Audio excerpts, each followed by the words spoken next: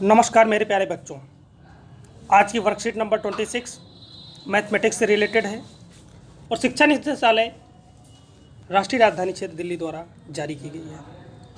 देखिए, इस वर्कशीट में ट्राइंगल से रिलेटेड कॉन्सेप्ट की चर्चा की गई है। आपको पता होना चाहिए सबसे पहले प्रीवियस नॉलेज के तौर पे रिकॉग्निशन ऑफ ट्राइंगल। इसके बाद आपको पता होना चाहिए साइड्स ऑफ ट्राइंगल और इसके बाद वर्टेक्स।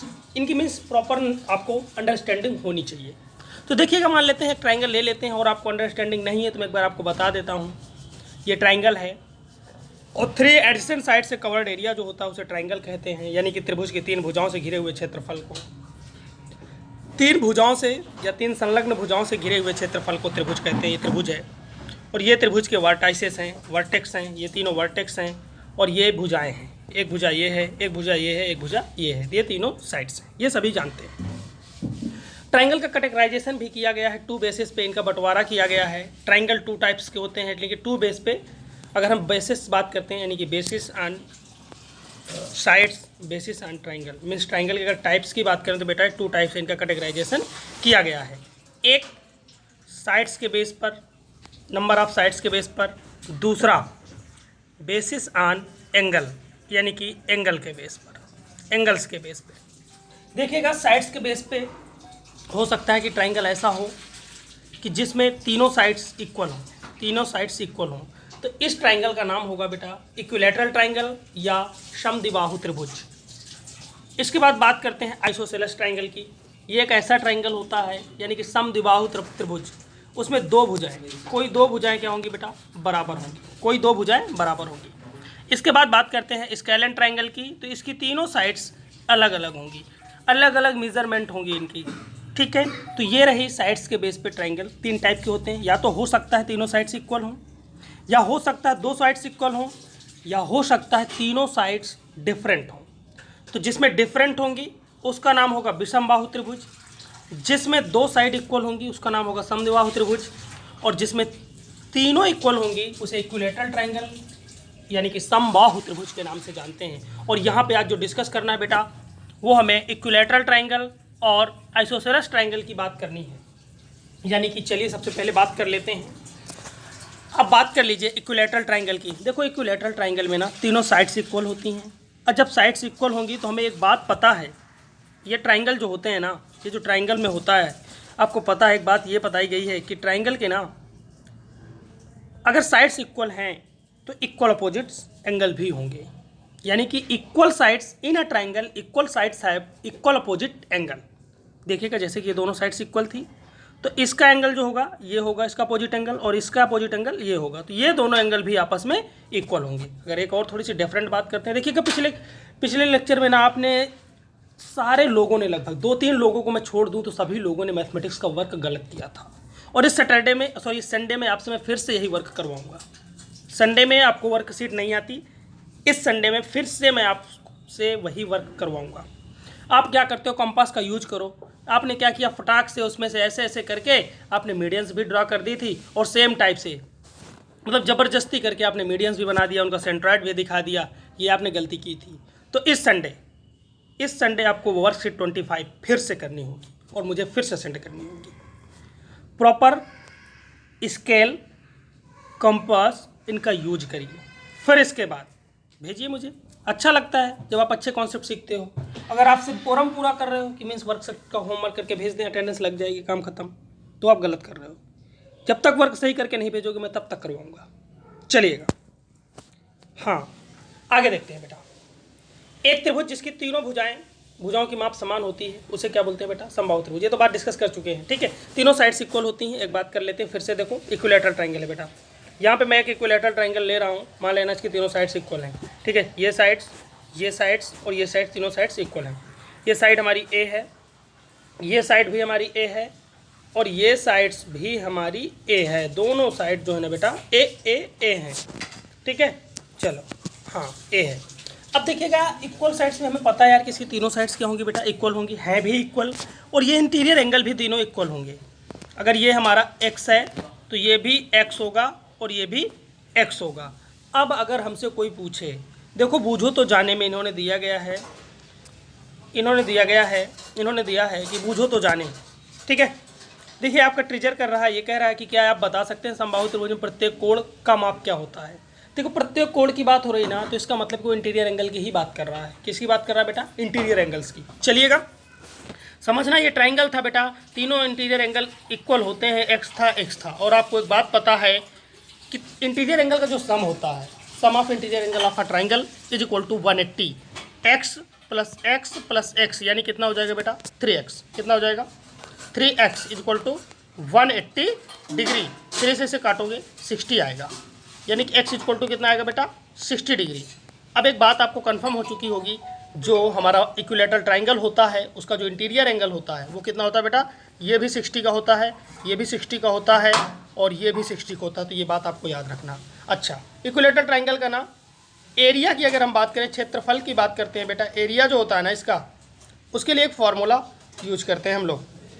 इसका जो एरिया होता है वो होता है बेटा √3/4 इंटू साइड का स्क्वायर, ये स्क्वायर यूनिट है, या यूनिट स्क्वायर लिख दीजिए। ये इसका फार्मूला होता है, इसे आप याद रखोगे, अगर कभी ज़रूरत पड़ती है तो देख लोगे। ठीक है बेटा, आगे चलते हैं। इसके बाद हम बात करने जा रहे हैं बेटा यहाँ पे समद्विबाहु त्रिभुज की, यानी कि आइसोसेलेस ट्राइंगल की। मैंने आपसे बात की थी कि ऐसा ट्राइंगल जिसमें दो साइड्स क्या हो बेटा? इक्वल हो, उसे आइसोसेलेस ट्राइंगल के नाम से जाना जाता है।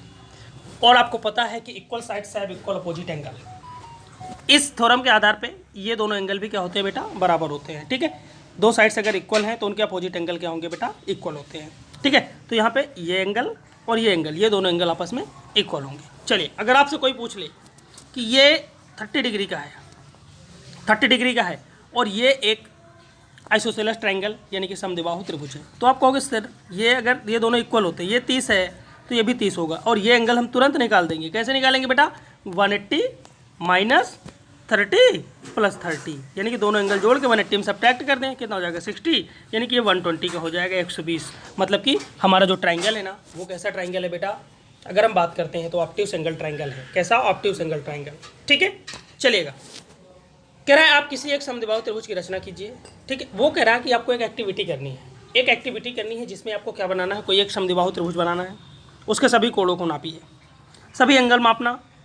ठीक है, आप क्या करना, पहले एक इक्विलेटरल ट्राइंगल बनाना। ठीक है, जिसमें ये दोनों साइड्स क्या हो बेटा? इक्वल हो। और इसके बाद वो कह रहा है कि अब इसके सभी एंगल, इसे भी मेजर करना, डी रख के इसे भी मेजर करना और इसे भी मेजर करना। फिर दूसरा इक्विलेटरल ट्राइंगल भी बनाना, सॉरी आइसोसेलेस ट्राइंगल बनाना दूसरा, जिसमें दो साइड्स को इक्वल हो, दो साइड्स इक्वल लीजिएगा। फिर ये एंगल, फिर से सारे एंगल मापिएगा। तो आप इस दौरान ना एक चीज़ मेज़र करेंगे, एक चीज़ जानेंगे। होगा क्या है आपके साथ कि कोई दो एंगल हमेशा इक्वल होंगे अगर आपने दो इक्वल साइड ली है तो ये एक्टिविटी आप करोगे, मुझे पूरा भरोसा है कि आप करोगे और मुझे बताओगे ग्रुप में कि ना सर हमने किया है, बिल्कुल किया है। चलिएगा, और कमेंट सेक्शन में भी बता दोगे कि हाँ हमने किया है एक्टिविटी, तो ये करोगे। तो इक्विलेटरल आइसोसेलेस ट्राइंगल की बराबर भुजाओं के सम्मुख कोण बराबर होते हैं। ठीक है, मैंने बता दिया है आपको कि इन आइसोसेलेस ट्राइंगल इक्वल साइड्स है इक्वल अपोजिट एंगल। ठीक है बेटा, किसी त्रिभुज के बराबर कोणों की सम्मुख भुजाएं बराबर होती हैं, यही सीधी सी बात है। ठीक है, ये भी क्लियर हो गया। आगे चलेंगे बेटा, आइए कुछ सवालों के जवाब हल करते हैं, कुछ सवालों को करते हैं। देखिए मेरी बात समझना, ये क्वेश्चन तो नहीं बताऊंगा, अभी मैं डिस्कस कर चुका हूँ, एक एग्जाम्पल जो लिया था, और इसे भी ना बताऊंगा। देखो अब हमसे ना इस क्वेश्चन में पूछा गया है बेटा, एक साइड की आर पूछी गई है। अब देखो बेटा, ये एंगल दोनों इक्वल हैं। अच्छा, ये इक्वल हैं, इसका मतलब मैंने भी आपको बताया equal sides have equal opposite angle और equal angle have equal opposite sides. ये बात याद रखना, दोनों सही है। इसका रेसिप्रोकल भी ट्रुथ है, अगर साइड्स इक्वल हैं तो अपोजिट एंगल इक्वल होंगे, अगर अपोजिट एंगल इक्वल हैं तो साइड्स अपोजिट साइड्स भी उनकी इक्वल होंगी। तो बस ये 5 था, तो ये अपोजिट साइड इसकी होगी, ये भी 5 हो जाएगी, दोनों 5 हो गई। चलिएगा, कुछ क्वेश्चन से करते हैं। और आप वर्कशीट में ना सिर्फ इतना करके भेज देते हो, आप ना सिर्फ ये वाला पोर्शन करके भेज देते हो, बिल्कुल नहीं, आपको पूरा करना है। ऊपर जो मैंने बताया ना, मैं पागल थोड़ी हूँ, आपको ना बता रहा हूँ इसलिए कि आप सारी चीज़ समझ जाओगे। तो आपको सिर्फ इतना पोर्शन करके नहीं भेजना ना, आपको पूरा करना है। मेन तो ऊपर ही है, ये तो नॉर्मल क्वेश्चन बाद में आपको दिए गए हैं। चलिएगा, कह रहा वाई का मान निकालना है बेटा यहाँ पे। अब देखिए मेरी बात समझ रहा है, इस ट्राइंगल में आप देख रहे हो ना, अच्छा, ये दोनों साइड्स इक्वल है बेटा, ये इक्विलेटरल ट्रायंगल है और आपको पता है equal sides have equal opposite angle, तो ये दोनों एंगल भी आपस में क्या होंगे, इक्वल होंगे। अगर वो कितना है 55 ना, 55 है ना, हाँ 55 है, तो y इक्वल टू कितना हो जाएगा बेटा इस वाले क्वेश्चन में, वो भी 55 डिग्री हो जाएगा। चलेगा, नेक्स्ट क्वेश्चन देखो, वो तो हो गया ऊपर, ये वाला क्वेश्चन ही था। देखो ये 40 है तो इसकी अपोजिट साइड ये, और ये 40 है इसकी अपोजिट साइड ये, दोनों बराबर होंगी, तो ये 8 सेंटीमीटर है, तो ये भी बेटा 8 सेंटीमीटर ही होगी। चलिएगा, एक क्वेश्चन और है, क्वेश्चन नंबर 2, समझिएगा इस क्वेश्चन को। कह रहा है कि एक ट्राइंगल हमें दिया गया है, कोई बात नहीं हम ट्राइंगल बना लेते हैं बेटा। चलो क्वेश्चन नंबर 2 में एक ट्राइंगल बना लीजिए और थोड़ा फिगर बना करते हैं। हाँ, लापरवाही मत किया करो, सीखा करो। और इस लॉकडाउन के दौर में अगर आप सीख रहे हो, बड़ा अच्छा कर रहे हो, कुछ बच्चे अच्छा कर रहे हैं कंटिन्यू, लेकिन कुछ बच्चे लापरवाही करते हैं, दूसरे का होमवर्क देखते हैं, कॉपी करते हैं और वो सिर्फ कोरम पूरा कर रहे हैं। हालांकि वो गद्दारी अपने साथ ही कर रहे हैं, क्योंकि जब एग्ज़ाम होगा तो पड़ोसी तो बताएगा नहीं, तब आपके बुरे हाल होंगे। चलिएगा, ट्राइंगल है बेटा यहाँ पे ABC। चलिएगा, एंगल ए यहाँ पे 40 डिग्री दिया गया है, 40 डिग्री दिया गया है, और एंगल बी भी 40 डिग्री दिया गया है, 40 डिग्री दिया गया है, ठीक है। और इसके बाद ना BC साइड आपको 8 सेंटीमीटर, ऊपर वाला ही क्वेश्चन था, ठीक है। चलो कोई बात नहीं, इसके सामने की साइड ये, इसके सामने की साइड देखो, equal sides have equal opposite angle, equal angles have equal opposite sides, दोनों ट्रू है, ये दोनों और ये दोनों क्या होंगे बेटा, देखो इसकी अपोजिट ये होगी भाई, ये वाले एंगल के अपोजिट ये वाली साइड्स होगी और ये वाले एंगल के अपोजिट ये वाली साइड्स होगी, तो ये भी क्या होगी बेटा 8 सेंटीमीटर होगी। बता दोगे कि equal angles have in a triangle, equal angles have equal opposite sides. Okay बेटा, थैंक यू। मुझे लग रहा है आपको कमेंट सेक्शन मीन्स आपको सारा कुछ समझ में आया होगा। अगर समझ में आया तो आप कमेंट सेक्शन में रिप्लाई दीजिएगा। और आपको एक क्वेश्चन दे रहा हूँ, एक टारगेट दे रहा हूँ, इसको आप कंप्लीट करेंगे। कमेंट सेक्शन में आपको कमेंट करके बताना है कि इस ट्राइंगल में ये 80 डिग्री का है, ये 80 डिग्री का है, और इसका एक्सटीरियर एंगल जो है ये 120 का है, 120 का है। हमें ये एंगल बताना है कि ये कितने डिग्री का होगा। चलिए, मुझे इंतज़ार रहेगा आपके खूबसूरत से आंसर का, और आप उसे अंडरस्टैंडिंग के साथ करोगे। आपको बता देता हूँ, थोड़ी सी एक थ्योरम बता देता हूँ बेटा। किसी भी ट्राइंगल का जो एक्सटीरियर एंगल होता है अपने अपोजिट बने ट्राइंगल के इंटीरियर एंगल्स के सम के बराबर होता है। मीन्स इन दोनों का सम और इसका ये दोनों बराबर होता है। अगर ये कॉन्सेप्ट में जानकारी आपको दे ही देता हूँ, कभी भी अगर इस तरफ का क्वेश्चन आता है, आपने 7वीं में पढ़ लिया था, हालांकि वो अलग बात है कि आप भूल जाते हो। चलिएगा, देखो ये एक्सटीरियर एंगल है, ये एक्सटीरियर एंगल है, मान लेते हैं ये एक्स है हमारा, और ये वाई है, और ये जेड है बेटा। तो जो एक्स होगा ना उस वाई और जेड के सम के इक्वल होगा, ठीक है। ये हमारी एक्सटीरियर एंगल की थ्योरम कहती है, ठीक है बेटा। इसी का कॉन्सेप्ट का यूज़ करके आपको कमेंट सेक्शन में कमेंट करके बताना है कि आपका आंसर क्या होगा। ओके बेटा, थैंक यू।